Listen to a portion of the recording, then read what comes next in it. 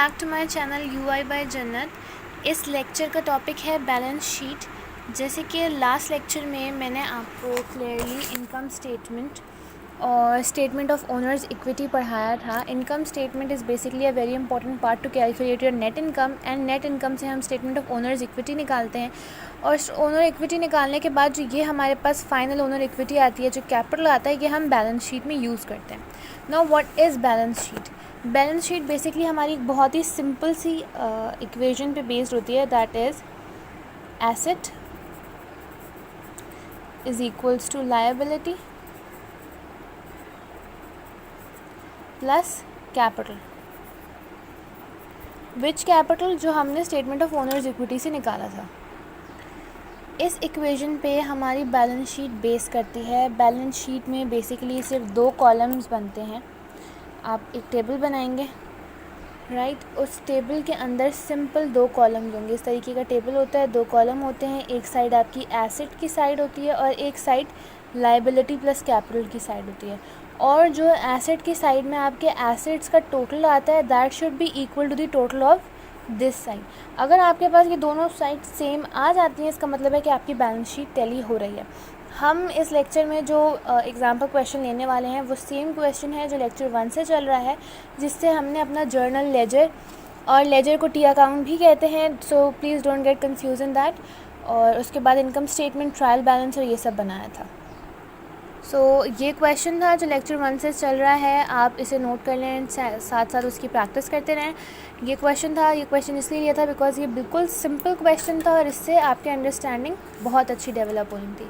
इसके बाद हमने यहाँ पर बनाया था इस क्वेश्चन का ट्रायल बैलेंस। जब आप क्वेश्चन बनाते हैं और जर्नल बनाते हैं, उसी स्टेप पे आपको पता होना चाहिए कि आपका नेचर ऑफ अकाउंट क्या है फॉर ईच अकाउंट टाइप, ठीक है।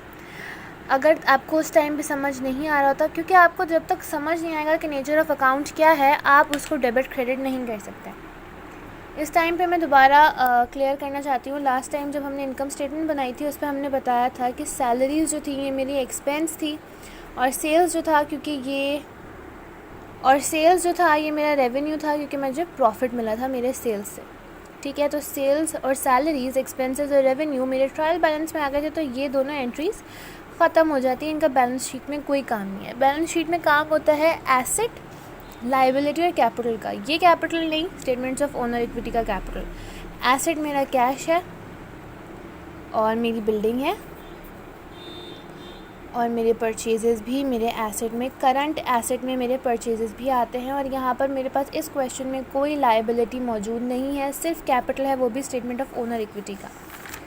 तो अगर मैं बात करती हूँ अपनी बैलेंस शीट की, ये मेरा इनकम स्टेटमेंट बना था as I have shown you guys. यहाँ आ जाते हैं बैलेंस शीट पे। बैलेंस शीट पे कैश, बिल्डिंग, परचेजेस, ये तीनों मेरे करंट एसेट्स में आते हैं। करंट एसेट में आते हैं तो मैंने इसको लिख के इसका टोटल किया है।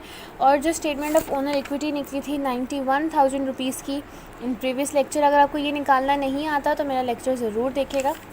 वो हमने सिंपली यहाँ बैलेंस शीट में अपोजिट साइड पर लगी थी, तो ये हमारे पास लायबिलिटी प्लस कैपिटल आ गया था। Okay, so this is also a different question. वो सेम क्वेश्चन नहीं है। ये क्वेश्चन मैंने सिर्फ लायबिलिटी की एग्जांपल देने के लिए बताया है। ये मेरा ट्रायल बैलेंस है, just ignore all the above ledgers, वो उससे हमारा कोई काम नहीं है। हमारा मेन काम है ट्रायल बैलेंस है, to make a balance sheet. Trial balance के लिए मैंने देख लिया कि भाई ये एसेट है मेरा, कैपिटल ये मैटर नहीं करता, स्टेटमेंट ऑफ ओनर इक्विटी वाला मैटर करेगा। अकाउंट पेएबल मैंने देने हैं, मेरा उधार है, मेरी लायबिलिटी है, ठीक है। एसेट्स, एक्सपेंस और रेवेन्यू। विड्रू जो होता है ये स्टेटमेंट ऑफ ओनर इक्विटी में आता है, इसलिए हम इसको यहाँ कहीं भी कैटेगराइज नहीं कर रहे हैं। अब इसके बाद ये रहा इसकी इनकम स्टेटमेंट। रेवेन्यू आ गए मेरे सर्विसेज रेंडर्ड, एक्सपेंस, सैलरीज और सेल्स के उसमें था। नेट इनकम निकाली, नेट इनकम के बाद स्टेटमेंट ऑफ ओनर इक्विटी निकाली। और जो अब मेरे पास मेरा कैपिटल आया है, this is the amount of capital we are going to use in balance sheet.